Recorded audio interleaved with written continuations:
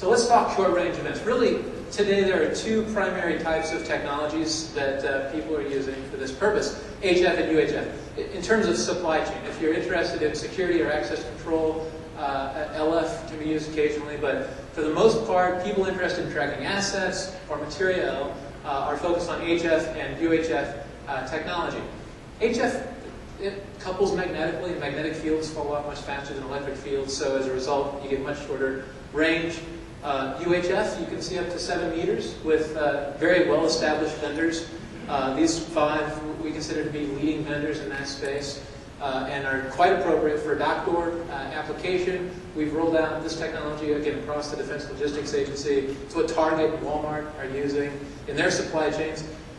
Now, Mojix is, again, really changing the game to some extent, because what they're doing is saying, okay, we want to be able to excite tags throughout the facility, but we want to receive them all back at a centralized point. And we can actually receive them on the order of 600 meters away. So that's quite extensive. But exciting the tags still is relatively limited, because tags, cheap UHF passive tags are not as sensitive as they would need to be very long range. But 20 meters plus is quite a significant achievement. Magellan, I think Patrick mentioned earlier, is still using a proprietary interface, but all of the others are open, which means there's competition. All of these are Gen 2 compliant, as we mentioned in the next section here. So what that means is, again, high competition, a lot of improvement in a very short time frame, and maturity.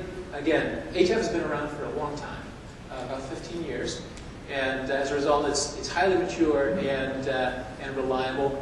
Mojix has just rolled out about 6 months ago, so you may consider giving them some time to get through the learning curve. But it's clearly a very promising technology.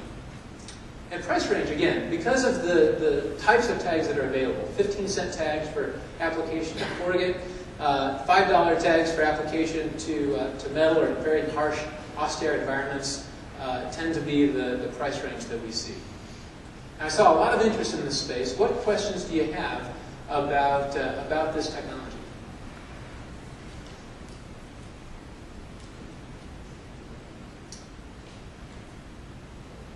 Yes, ma'am?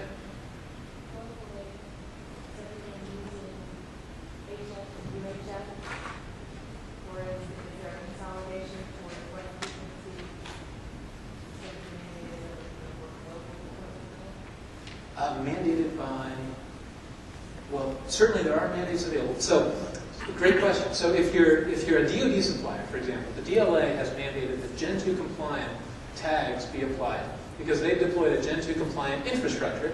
Walmart has done the same thing.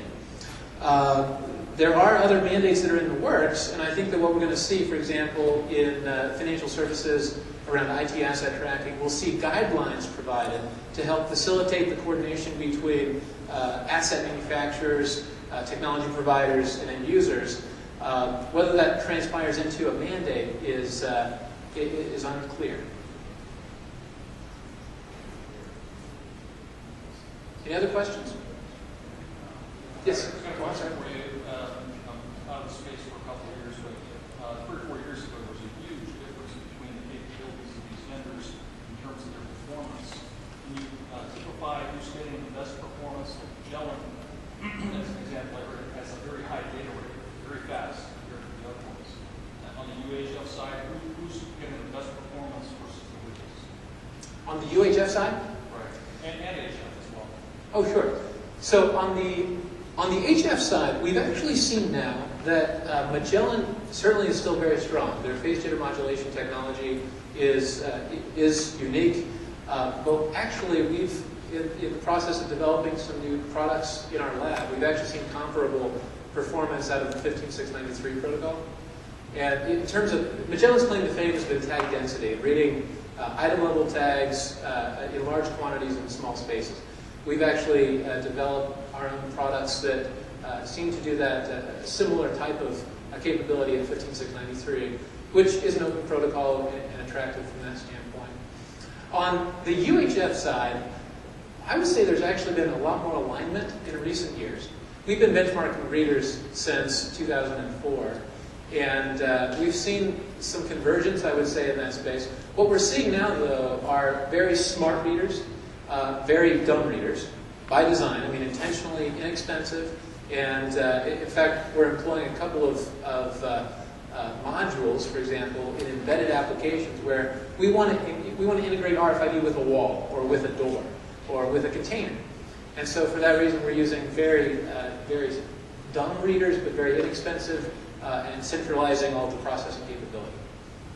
So I would say in terms of the specific vendor, these 5 are the leaders, but it really depends on the nature of what you need to host at the edge and how intelligent the reader has to be. Good question. Okay, very good. I think we're out of time. Thank you very much for your attention, and I'll be back with you later on today.